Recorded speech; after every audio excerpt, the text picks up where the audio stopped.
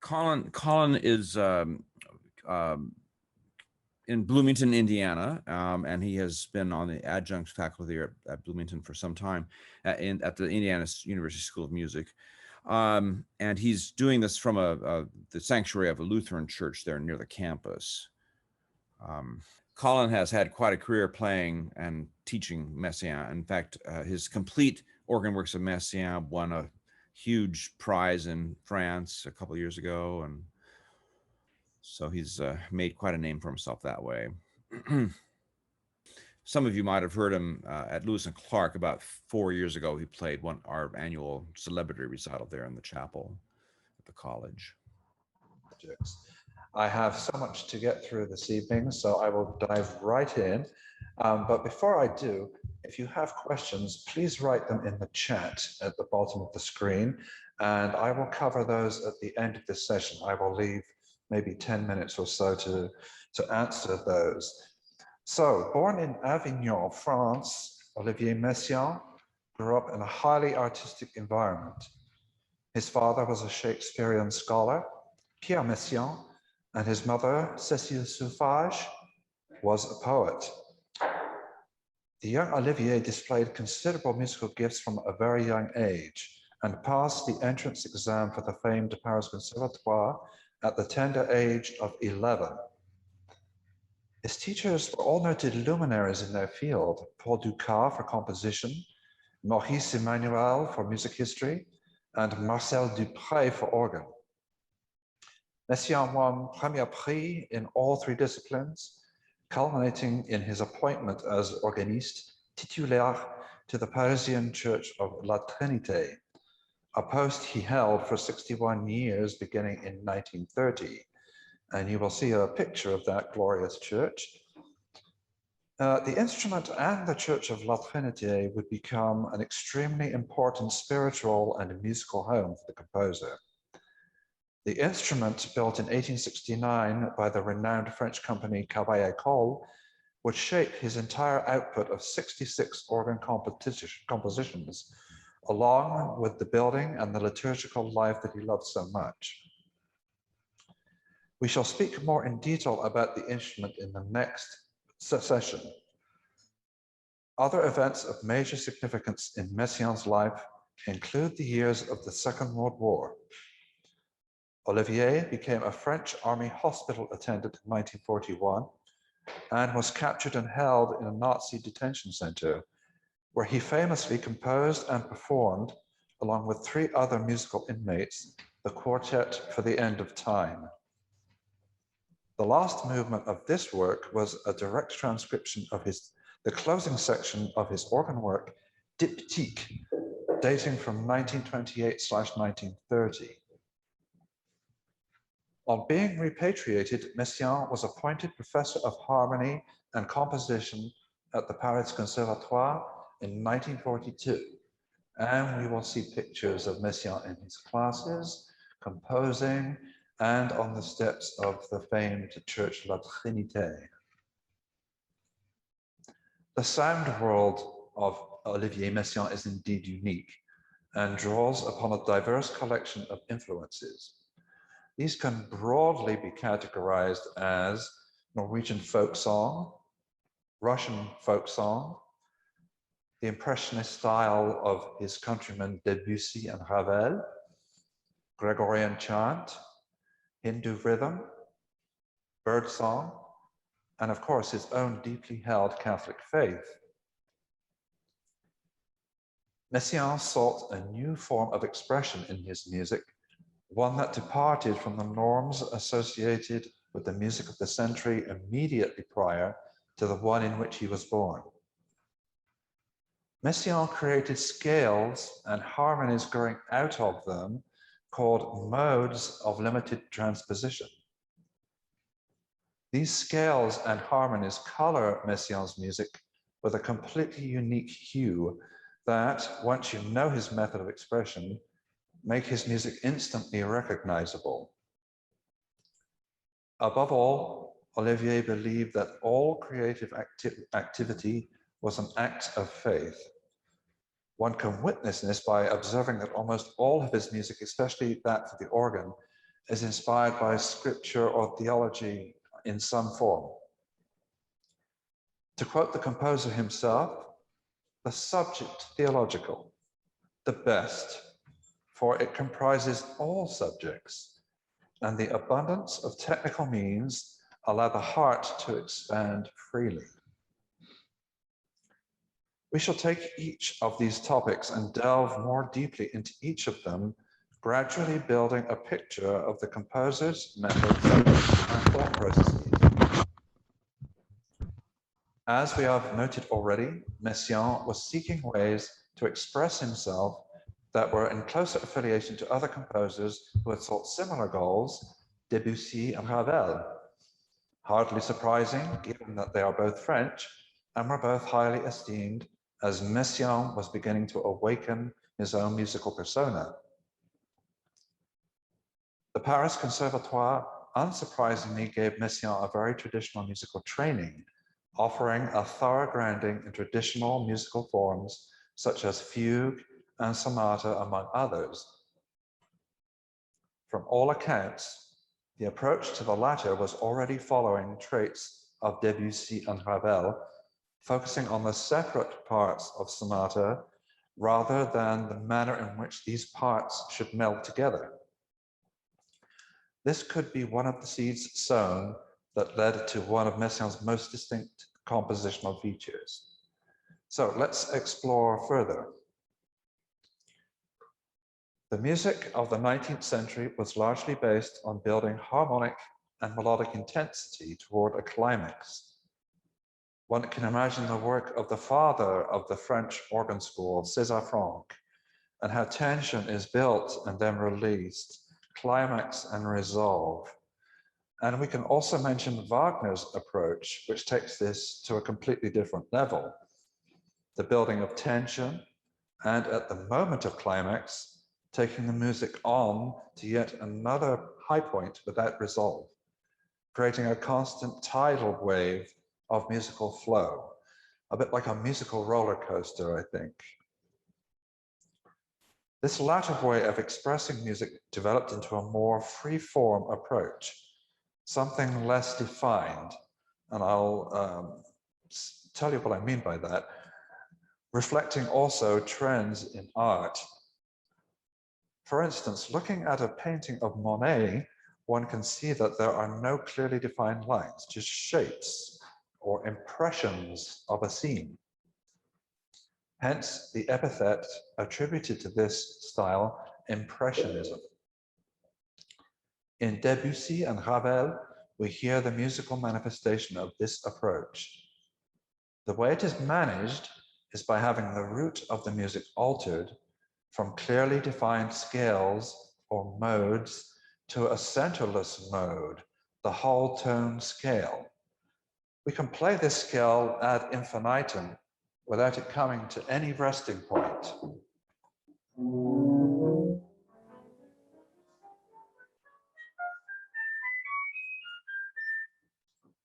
Whilst other composers hinted at this kind of static effect in their music, it was the French Impressionist school which gave full flight to the concept. I'm now going to take you through various traits of Messiaen's compositional technique and deconstruct it for you a little bit and show you how it's all put together by giving examples from his Technique of My Musical Language, a book published in 1942, and then playing examples from one of his organ cycles as well. So let's delve in first of all by reminding ourselves of normal harmony, shall we say, our chord C followed by 4, 5, and 1. That kind of procedure is completely out of the window with regard to Messiaen. Messiaen says that added note chords are the perfect chords. So for instance, here's an example of his perfect chord. It just is there. It doesn't feel any need to move in either direction. And this is a very essential tenet of Messiaen's philosophy. Then he says, how about if we color it a little more with the 7th degree? And even further still, with a 9th. So here's a chain of those chords. They just float there in space. This is an important concept in Messiaen. Also, an important thing to remember with Messiaen is that he has different ears to everybody else. One of the things that he says constantly is that if you play a low C followed by the harmonics that follow, a sharp ear, a distinct ear can hear an F sharp. So here's a harmonic series that Messiaen gives an example.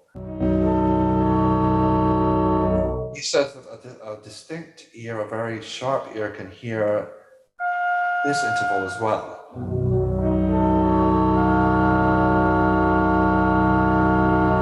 So the augmented fourth or the tritone. So Messiaen says we can add that to his perfect chord. Perfect chord.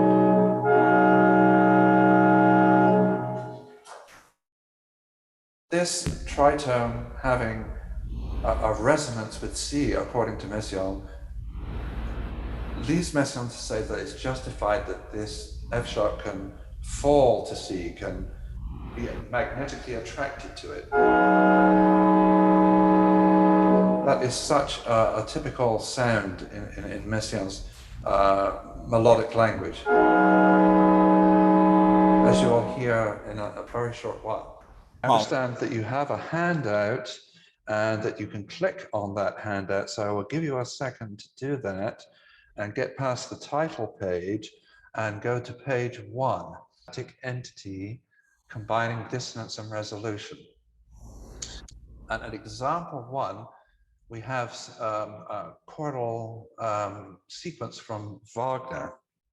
What we have here is both a dissonance and a resolution, all in the same sequence of chords.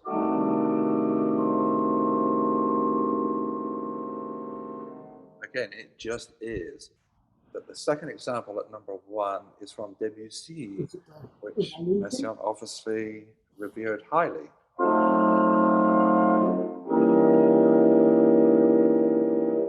Again, this concept, which is similar to the chain of 9th chords.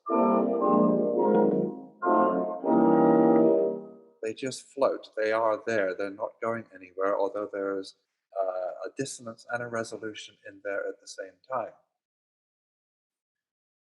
At number 2 on your handout on page 1, we have that example I gave you just a moment ago of F sharp being magnetically attracted to C. And then at number 3 on that first page of the handout, we have another example of how we have this dissonance and resolution together.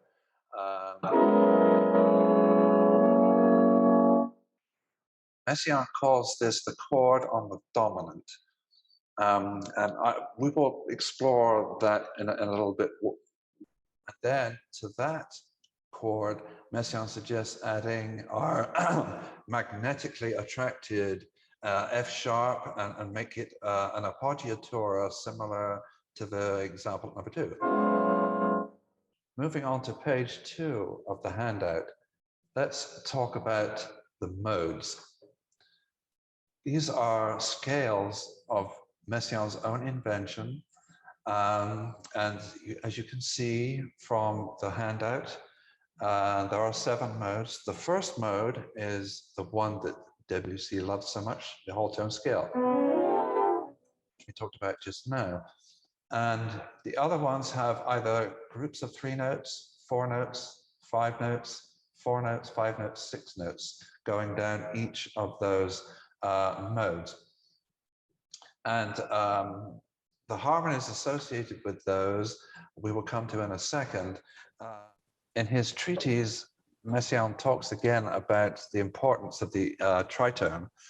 And he also talks about other melodic contours that attracts him. So with this, we get, when we add the tritone, what Messiaen calls his first melodic cadence formula. And if you listen to the opening movement of the nativity cycle, we have exactly that in the upper part.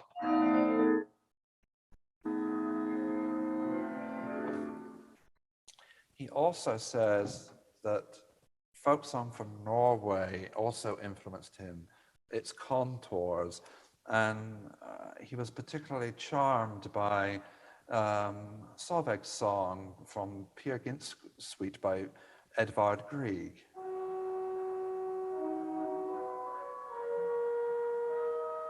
Translate that contour into Messiaen language.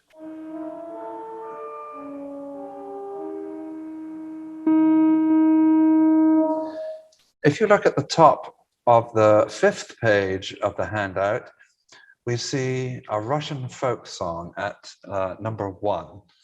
Messiaen said that this folk song obsessed his childhood. Again, that little formula. Just need to change one note to make it Messiaen. And in number 2 on page 5, we have that little sequence from Boris Godunov, which becomes in Messiaen. Moving on to another characteristic of Messiaen is the Indian influence. There's quite a bit of Indian influence in Messiaen's music, and I like to make a little Indian food analogy here. Indian food is the most incredibly delicious food.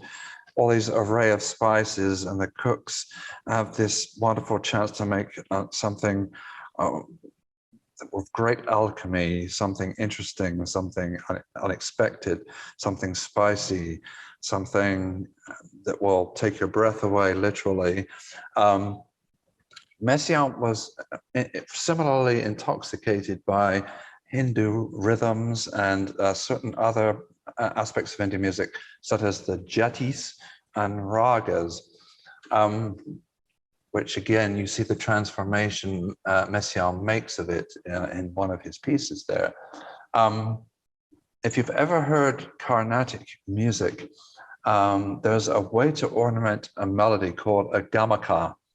And there are 4 ways to ornament: to slide, to make a wavy oscillating slide, to double accent a note, or to have a little vibrato like an ornament on a note. All of these things fascinated Messiaen. He called them exquisite and intoxicating. So along with Indian rhythm, he used these unexpected improvised leaps in melody to translate, for instance, plain song into his own language. So applying these unexpected leaps and in the melody and these influences of Carnatic music, and applying Hindu rhythm also, we see that the Gregorian chant that was part of his professional life for 61 years became a fascination for him, a fascination as to how he could transform it. Thinking about Hindu music and Hindu rhythms, let's move on to page 6 of the handout, and let's talk about rhythm, added values, augmented, diminished values, retrograde and non-retrograde rhythms. This is very complex, so I'm going to break it down into simple bites for today. We can talk more about it as we go through the sessions and as we encounter these rhythms in the music. So at number 1 on the top of page 6, there are 4 lines of music there. In the first line, we have 3 possible fairly standard rhythms. And then in the next 3 lines, we see ways that we can change them. We can add a value, we can add a rest, or we can add a dot. So these 3 procedures are not only characteristic of Hindu rhythms, but they're characteristics that Messiaen has always been obsessed with in the creation of his own rhythms, making rhythm a little less predictable, more interesting in the same time. So addition or subtraction of a note, a rest, or a dot will alter a rhythm and make it less square, if for want of a better epithet. Here's an example at number 2, where he takes a Hindu rhythm Vasanta and it contracts and expands. Yabba da da da da, yabba da da da, da da da da.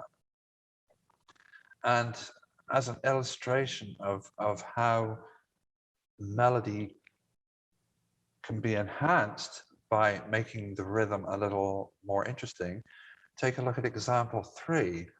Here we just have 2 notes in the melody, but just varying the rhythm or making 2 cells expand and contract, it adds a whole other meaning, a whole other dimension. Looking at the next rhythm at number 4, this is an actual Hindu formula. This is Kandra Kala rhythm, and you can see how it's expanded by a dot.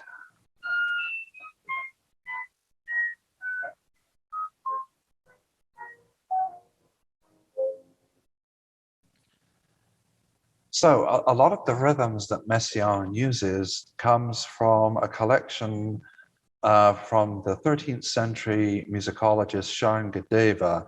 He put together 120 different Hindu rhythms, and Messiaen draws from those, particularly in the later organ works. His very first foray into rhythmic experimentation was through the advice of his composition professor, Maurice Emmanuel. Greek rhythms fascinated him. The iam, the weak strong, the trochee, the strong weak, the spondi, the strong strong, the anapest, the weak strong, the dactyl, the strong weak, the bachios rhythm, weak strong strong. All of these were the first experiments in rhythmic alteration that he was very much interested in, and led eventually to extensively using Shangadeva's rhythms and using Shangadeva's procedures in his own original rhythms. Here's an example at number 5 on page 6 of how Messiaen likes to play with rhythm. If you look at the first line there at number 5, the B cells are either augmenting or diminishing A. So if read this way, you get diminutions and augmentations, but you can also retrograde this rhythm. You can see it backwards, and when you do that, the augmentations become diminutions and the diminutions become augmentations. These are games with rhythm that Messiaen loved to play. And then at the second example at number 5 on page 6, this is a non-retrogradable rhythm, which means that if you read it forwards and backwards, the effect is the same. The central value doesn't change. So forward and backwards, it's the same. On the 7th page, this is just FYI. This is a table of forms of augmentation and diminution of rhythm. These are formulas that Messiaen experimented with, and it's just for information and to show you how his mind works with regard to rhythmic manipulation. So let's move on to talk briefly about form, which is on page 8 of the handout. We have 3 major forms that Messiaen uses a great deal. The binary sentence, where you have a theme and a commentary, and an open cadence and a theme and a commentary, and a closing cadence. And then ternary sentence, theme and consequent, commentary on the theme and consequent or development, repetition of a theme and its consequent. And then a song sentence, theme and consequent, middle period, towards the dominant. final period from the theme, but not an exact repetition. Typically from Messiaen, if you look through some of the forms that he uses in the organ works, he doesn't stay strictly to that formula. He takes that formula and maybe expands it a little bit or contracts it, or both. He's not content with the same mode of expression every time, even though there's a complex number of elements already in play. So let me, before I play a few more examples which put together some of the elements that we've all been talking about here, let me talk about some other procedures that he's famed for. Periods or timelessness. I'll be playing you a section from one piece where there's not really a time signature. There's very rarely a time signature in many of Messiaen's organ works. But you have varying durations in an accompaniment over a melody. And the bar lines just signify a group of bars. So these groups of bars are called periods. And because they're quite expansive and because they can expand as they go further through the piece, and because the values of each of the chords within the periods do not have the same value, this creates a kind of timelessness. There's no exact beat or rhythm. It just is. It's just there. And this, of course, blends perfectly with the concept of the modes, which, again, they float. They have no exact tonal center, but they suggest many tonal centers at the same time. So that's another procedure that we will talk about. And of course, Messiaen, if you know anything about him, you know that he was obsessed with birds and bird songs. He was aware of them early in his career, but they didn't really have full expression in the organ works until around about 1950 with the Pentecostal Mass.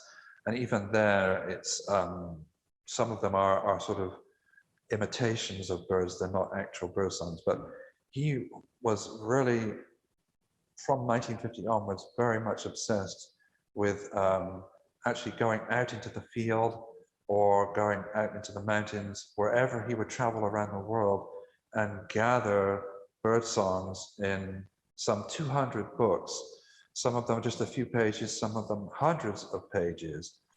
And his procedure for noting down the bird song is very interesting. To quote the composer himself, "I make one notation on the spot with all the variations, and my wife makes a tape recording which is less varied than mine, but which captures everything exactly. Then I make a second notation from the tape recorder, which is more exact but less artistic. So I always have my two notations, one exact, one more artistic. I mix the two." And later in this series, we will hear bird songs. There's one or two passages in earlier organ works which we will hear later in this session. That's what he would call birdsong gesture or melismatic or birdsong style. So the thought was in his mind earlier on, but it didn't fully grow until the mid-40s, late 40s. I mean, there's so much that goes on in Messiaen. I will be able to show you each of these things in more detail as each class goes on, but just as to introduce some other things that he uses, the panel concept, where he will present three themes, and that will be one panel or statement, and then he will have a second statement which will be of similar material, but he will expand it in some way or another, or just maybe take two of the three elements and expand them. And then the third panel will extend and elaborate further on all three to make a kind of inner crescendo. And this is a very important concept in Messiaen. From the sonata form that we talked about right at the beginning of this talk, Messiaen extracts the development section. He doesn't deal with any other part of sonata form. Like we were saying earlier, development is his big credo. And it's not only in the big gesture, but in the macro gesture as well. Development is there all of the time. Expanding and contracting fans. This is something that's always in his mind in the simplest form, in the simplest concept. We see this in the Le Cor Glorieux and the relationship between the movements.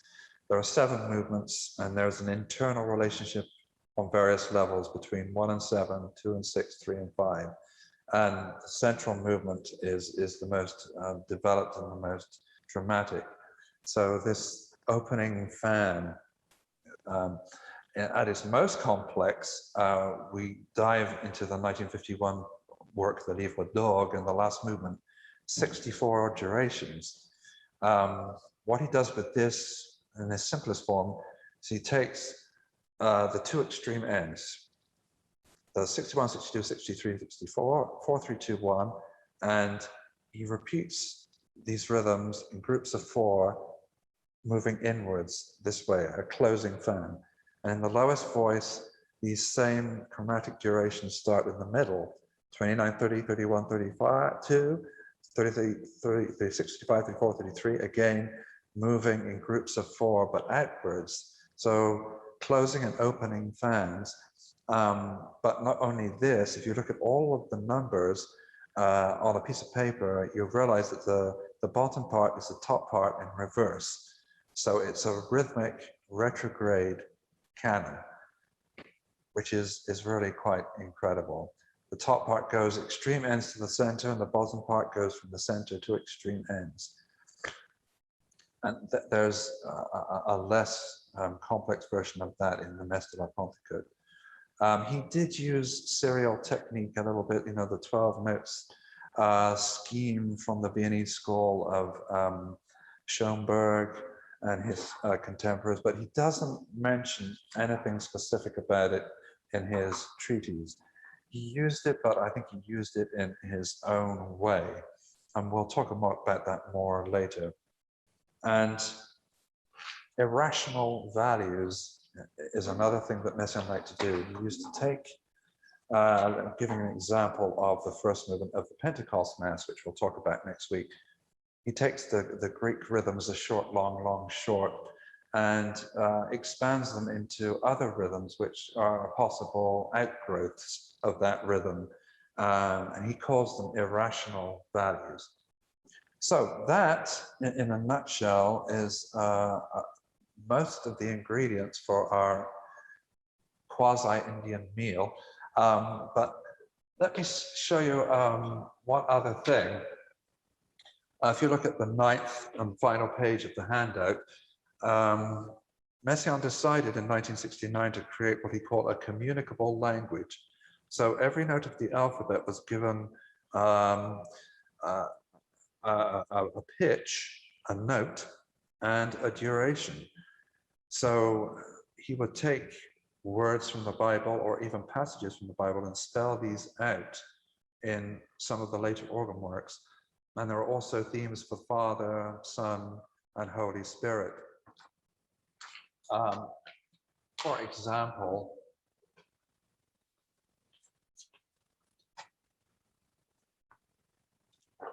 this movement from the Liquid de Saint-Sacrement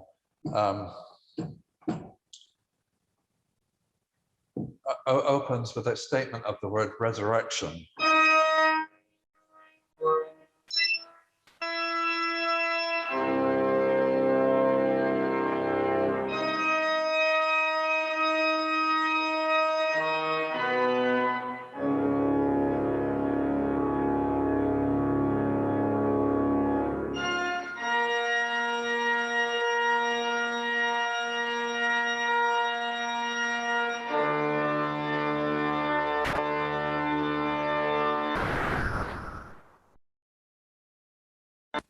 Powerful stuff.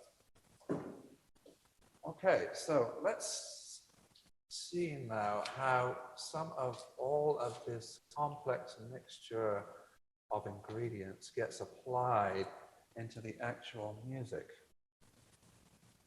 So I'm going to use the Nativité du Seigneur, both of the Savior Suite from 1935, to illustrate some of, or as many of these traits that we've been talking about as possible. We already heard a little bit of the opening movement and Messiaen's cadential formula.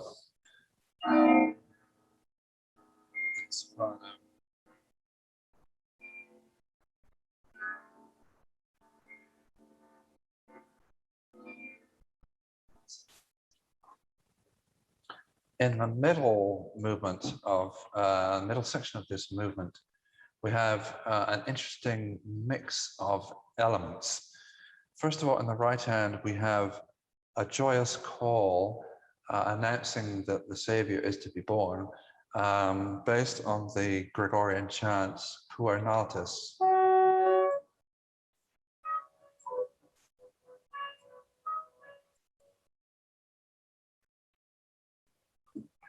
As you'll see, it's highly ornamented and it will be in mode 3. In the left hand, we have mode 6 chords, which are in the extended version of the Toranga Lila Hindu rhythm. 1, 2, 3, 1, 2, 3, 1, 2, 3, 4, 5. In the pedal, we have a carillon, which again adds and subtracts values to make it more interesting. The formula changes constantly, and the notes are also made up of Messiaen's favorite cadential formula, or yes, cadential formula for melodies. So here's part of the middle section of the Virgin and Child, with mode 6 in the left, shifting in and out of mode 2 occasionally.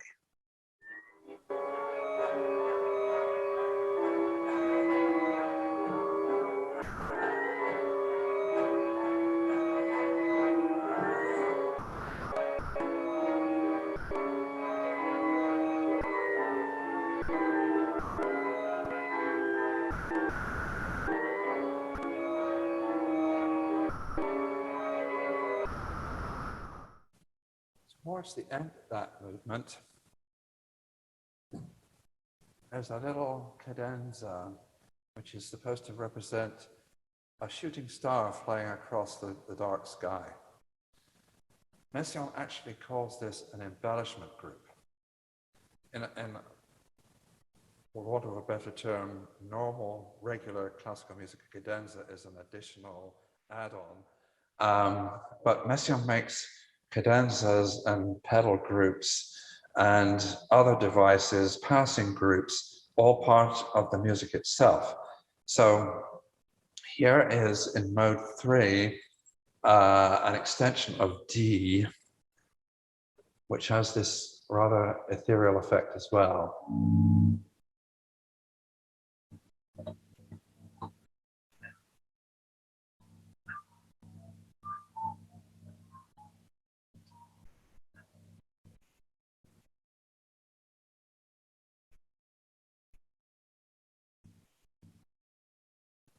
So an embellishment group.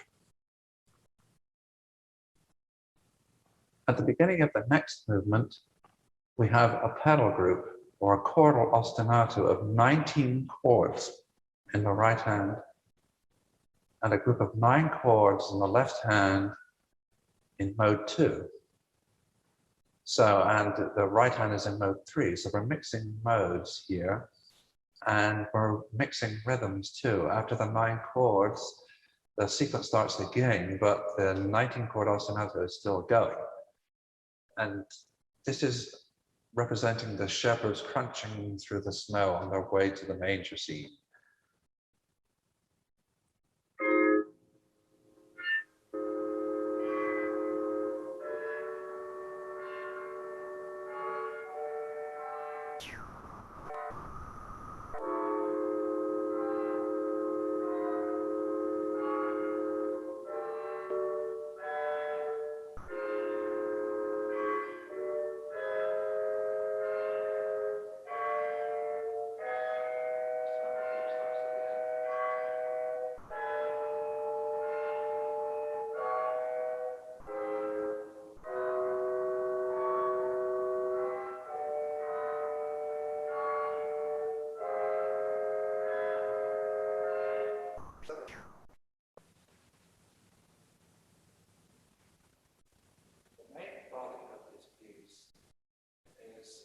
representing two shepherds calling to each other across the field in a joyous carol, saying, "We found the manger scene."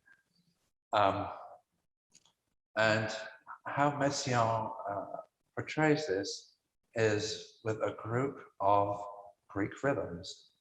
We have an iam, an amphimachri, and a spondi, and then a molos. And we also have the form of the theme and the consequent, and commentary on the consequent.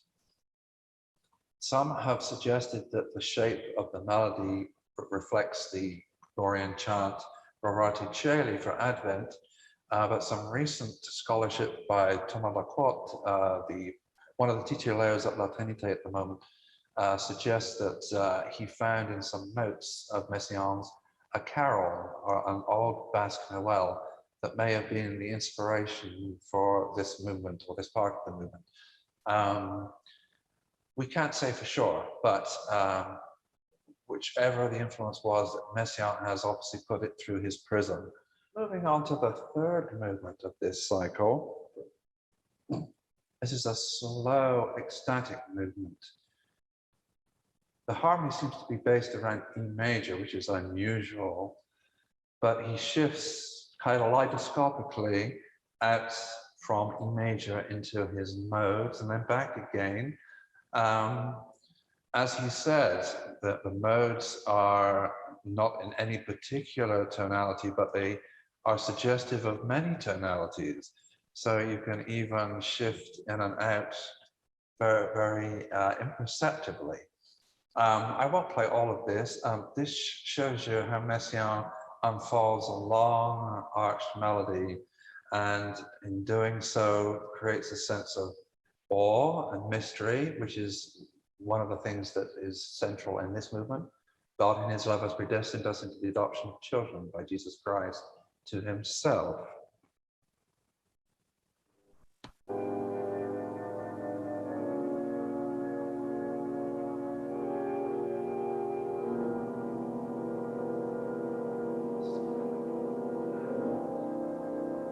Open the curve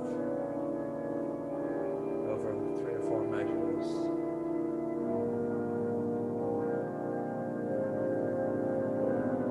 There's that chromatic formula of Bartok right there.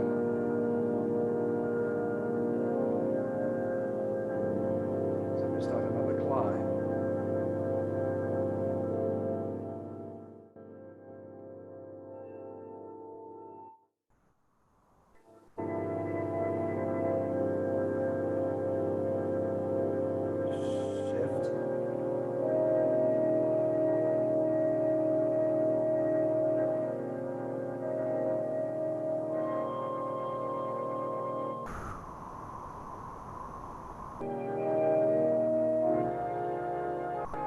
Highest point.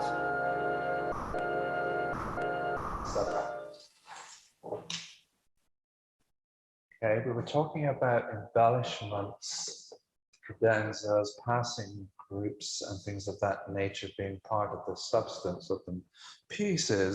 The opening of this piece is an extension of appoggiatura, and appoggiatura is usually just 2 notes. But Messiaen says this is an extension of an appoggiatura, so it becomes a whole different character. It takes on a new life of its own.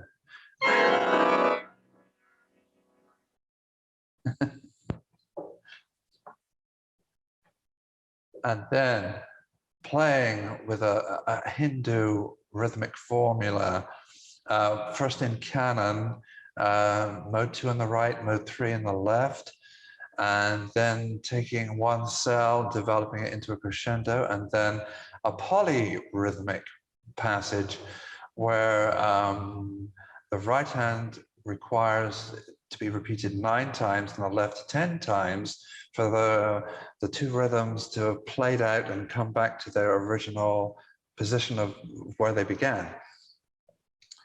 So this is some of Messiaen's early rhythmic experimentation.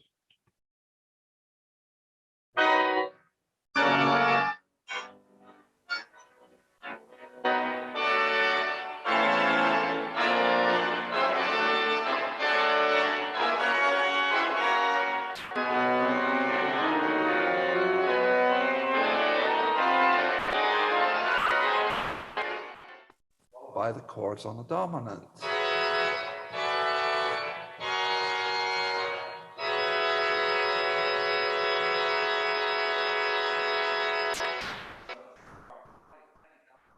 In a short space of time that we've talked about. And then an example how you can slip in and out of the mode. The harmony that keeps repeating is B major 6, but he slips in and out of the mode. B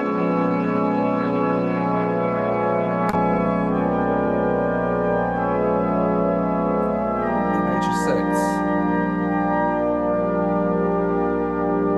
Back to the mode.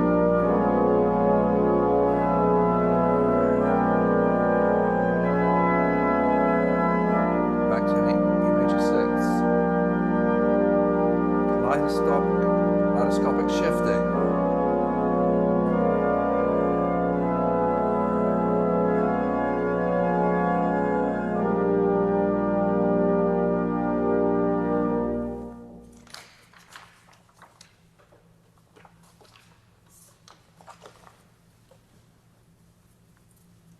So in the next movement, we have this Hindu rhythm, Vasanta, yadadadidadam. Messiaen again expands and contracts it, adds new material, and uses figures from the Vasanta to create new figures. It's a constant development again, and this is supposed to represent the flapping wings of angels.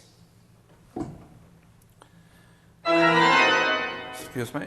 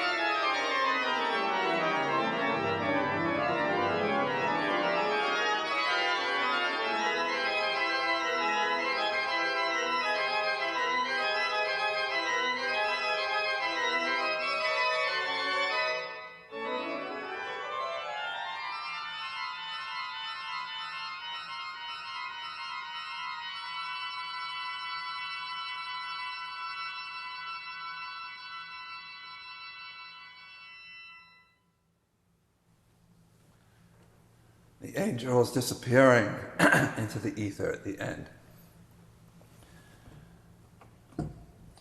So what if you took all of the chords of one of the modes and put them all together? Well, this is what happens in the next movement. Messiaen's trying to portray Jesus accepting sufferance. It's all about the crucifixion. So we have this crashing chord, and then it resolves on just a normal E minor chord. Now, common major chords and minor chords we hear all the time in diatonic music, but Messiaen saves them for special moments. Like, this is one way he clears the air if there's been this chord of resonance. So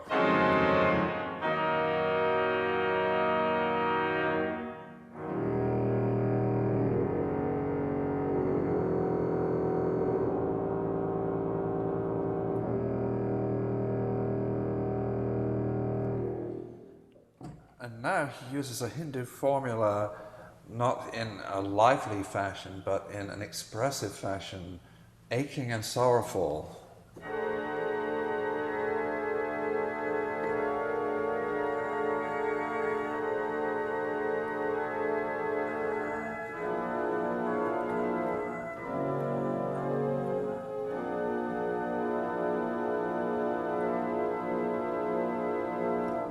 Increasing the intensity this time.